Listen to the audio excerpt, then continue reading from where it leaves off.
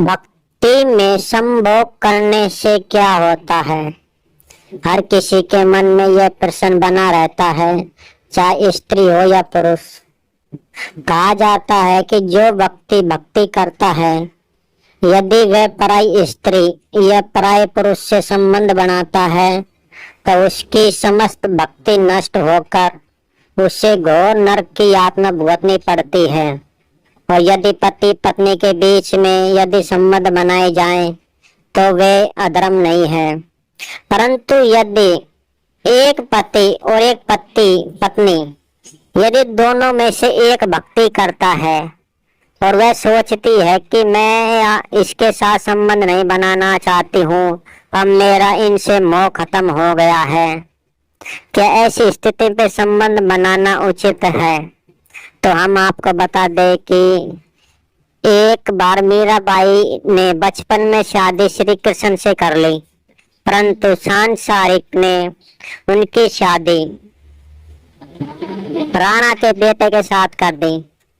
परंतु जब वह रात में आता है तो मीराबाई कहती है कि मैंने अपना पति श्री कृष्ण को मान लिया है और मैं मन से उन्हीं को ही पति मानूंगी।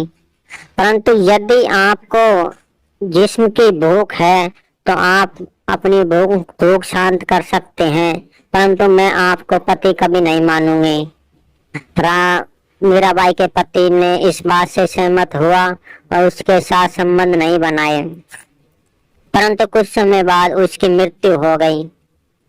इसी उदाहरण पर यदि हम आज देखते हैं, यदि कोई स्त्री भक्ति करती है और वह चाहती है कि मैं अपने पति के साथ संबंध नहीं बनाना चाहती हूँ और मैं अब सिर्फ भक्ति ही करना चाहती हूँ, यदि कोई स्त्री ऐसा सोचती है तो वह पुरुष अपनी पत्नी को छोड़कर वैश्यगामी भी हो सकता है या पराई स्त्री के साथ भी संबंध बना सकता है, जिससे उसको पाप लगेगा और वह अधर्म में जाएगा और उसका पाप का दंड उसकी पत्नी को ही भुगतना होगा।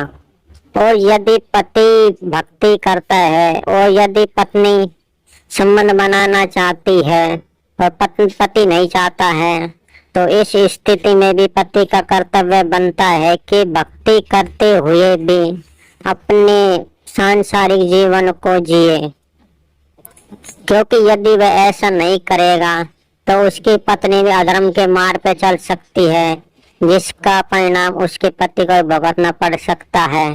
परंतु यदि धार्मिक शास्त्रों के अनुसार संबंध बनाया जाए तो वह अधर्म नहीं माना जाएगा।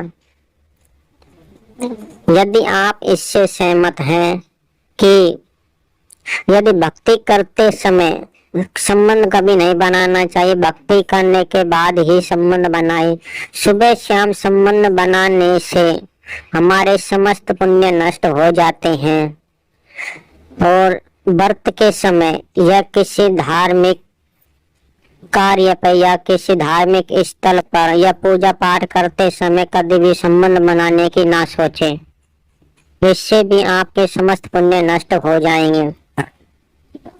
क्योंकि अपने पति को छोड़कर कोई भी स्त्री उस ईश्वर को प्राप्त नहीं कर सकती, क्योंकि माता अनसुईया ने भी अपनी पतिव्रत धर्म की शक्ति से ही तीनों देवों को अपने पुत्र के रूप में प्राप्त किया। यह सब उनके पतिव्रत धर्म के कारण ही संभव हो पाया है। इसलिए अपने पति को प्रसन्न करते हुए अपने ईश्वर की भक्ति में लीन होना एकदम उचित है। अपने पति को दुखी करते हुए ईश्वर की प्राप्ति करना ये उचित नहीं माना जाएगा। यदि आप इससे सहमत हैं तो इसे अधिक से अधिक शेयर करें और कमेंट में अपनी राय अवश्य बताएं।